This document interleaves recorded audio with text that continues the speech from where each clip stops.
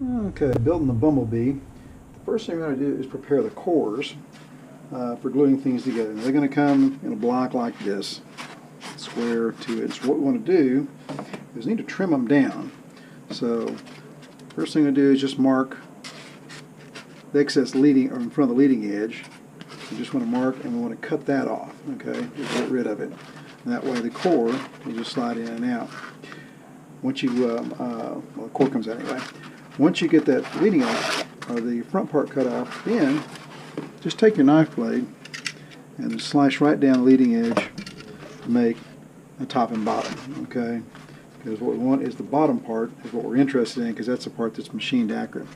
Do both sides and then do the same thing with the center section. You know, bear in mind this is semi-symmetrical airfoil, so there will be a top and bottom. Now once we get these pieces trimmed up, what we're going to do is we're going to just take the bottom saddles of each one of these and we're going to glue them together with CA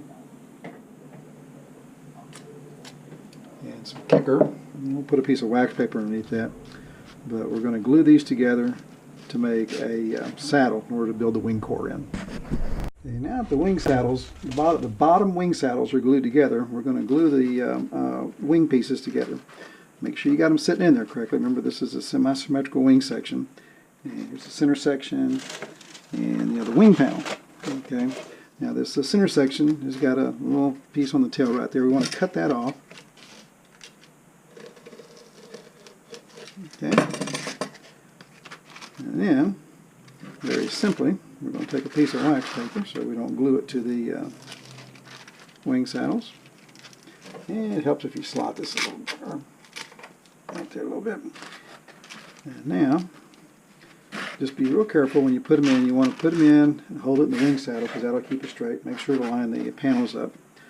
And then, obviously, make sure you're doing the correct side, which we have this way. Should all line up. So we're going to take the center section here. Again, be very careful. Make sure that you're doing got the right side up. And a generous amount of CA right there. And we're going to take some kicker. And we're going to spread it on the other side. Put this back down in the saddle where it's supposed to go. Oops. Make sure we got the wax paper up there so it doesn't glue to the wing saddle. And then just press these together. Make sure to line up the leading edge and just hold it until the kicker kicks off. When that's done, do the same thing on the other side. Apply some glue here, spray some kicker, and push it together, joining all three of the wing halves. Now that we've got all the two halves and the center section glued together into a wing, next thing we need to do is install the top and bottom spar. There's two spars. They're 24 inches long. And where they're located at, and I've taken a piece of masking tape and just put on the tip there so I can mark it without marking on the phone. And you mark back 1 inch from the leading edge on each side. And then we're simply just going to cut a slot between that. What you might want to do is take these rods, because the wingspan is about 24 1/4. So there's about 1/8 of an inch left over on each side there. So when you push the spar in there, I'm going to start it right at about the just about 1/8 inch in. So anyway, once we got the marks marked, and we use make sure you got a sharp knife. Use a sharp knife blade. That's what's important. I like these because I could do one click. It sets my spar depth. It's about almost 1/4 of an inch, and you can use this to set the depth of the spar cut. And so we're just going to run this straight across.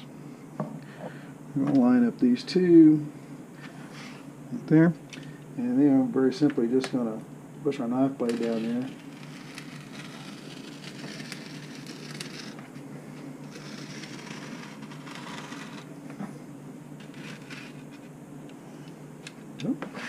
I always like to do it a couple of times just to make sure we got a good cut.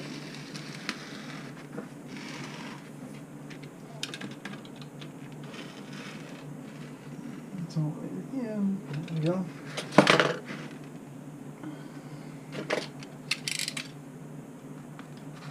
Let's lift this tape up.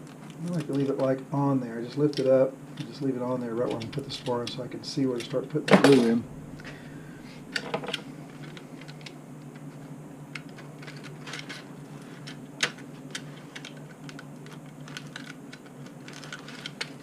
Peel that back a little bit. And what we have to do is just take our CA glue. And the CA glue I use is the stuff I get from Woodcraft, which is stick fast. It's a medium. It's a long formulation time, so it doesn't dry immediately. It gives you a little bit of time to set up. I understand store bonds are really good. The guys talk about it. I've never used it, but I understand that's real quality adhesive. So anyway, we're just going to run. We're going to push our little. Yeah, we're going to run a bead of CA glue in this slot. So we are. There.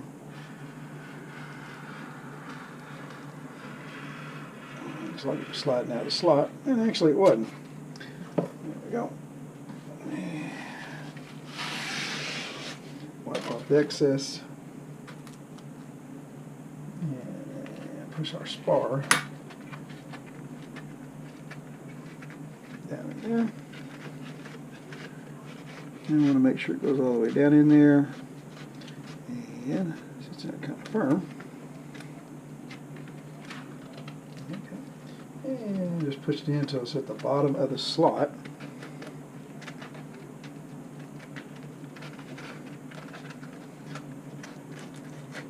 And now, what I'm going to do is get some weights and weight it down in the saddle, and then just give it a few minutes to harden up. That way it'll set the wing straight in the saddle. Once you get this one in, just very simply flip it over and do the other side. You can use the bottom wing saddle, even though it's a semi-symmetrical part of it. Just keep it flat and down on it, and just push it down straight and put the spar in. And then just wait it, let it dry, and then of course flip back over and we'll start working from the top again. Okay, one tip on gluing the bottom spar in, since this is a semi-symmetrical size, I've just put the spar in. Put a piece of wax paper on your thing, and the thing is still drying, and just flip it back over and put it back in the saddle and weight it. Do that before the glue dries and the spar on the bottom side. And it should already be straight since you put the top one in, but it just helps lock everything in. Just put a piece of wax paper on the saddle though to keep it from any excess glue from sticking to the saddle. Now that the spars are put in, we're going to cut out the elevons, which is real easy to do. Again, I put masking tape down so I can draw them out and cut them out without marking on the foam. Now, as per the plans, all we need to do is just mark off 2 3/8 inches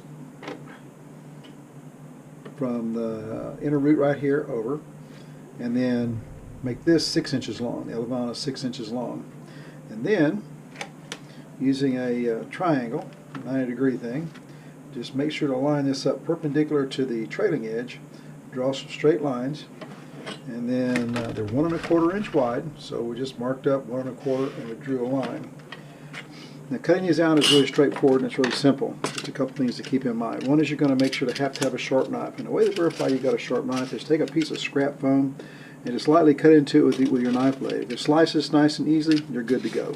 If it drags or whatever, I highly recommend getting a fresh blade so you don't mess up the foam. So now, I'll cut this one out here. What I'm going to do is just going to take a straight edge, and we're going to cut these straight up slots. And it's easy to just do this in the wing saddle because you can cut all the way through, and then cutting at 90 degrees. Just go straight down. Okay. And we'll cut the other one. Again, hold your knife perpendicular straight down. Okay, now this next cut's a little more critical. To cut the leading edge part of it, we need it to slant in. Again, we're working on the top of the wing, so we want to cut in an angle this direction about 45 degrees, so the elevon's got an area to pivot. Real simple.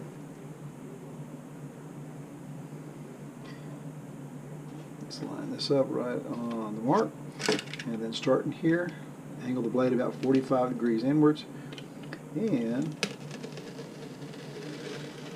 cut it. Go right to the mark.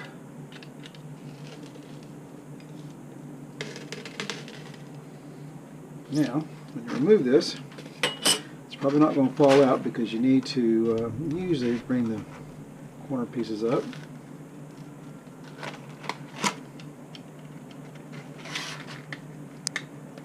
So cut all the way. And then if you have that cut all the way through, which we almost do, not quite, cut right to the corner.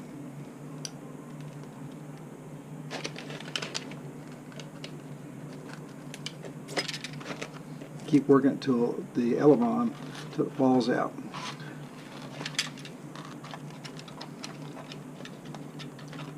Even little pieces, I'm going to try to cut them that way doesn't pull extra time out. Okay, now, another cut we have to make to the elevon. Obviously we have our angle cut in here, okay, so it can pivot.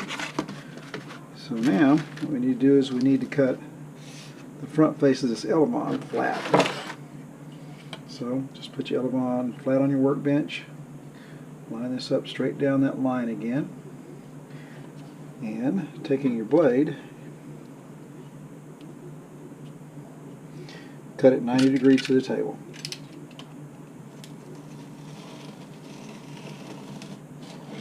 There we go. And so now the elevon looks like this. It goes in here, and it's got room to pivot. On the final fitting, we'll probably have to shave off about a 1/16 of an inch. We'll go ahead and do that now. And just kind of eyeball it. About a 1/16 of an inch. Make sure we cut it parallel to that end line right there. And what that does is that gives us a little room in between for the elevon. So once that's cut, then obviously do the other side. And it also helps to go ahead and mark these. And the easiest place to mark it is on the inside treading edge where it can't be seen. I've got this one marked. This is the left one. And I'll do the same thing and mark the other one, the right one.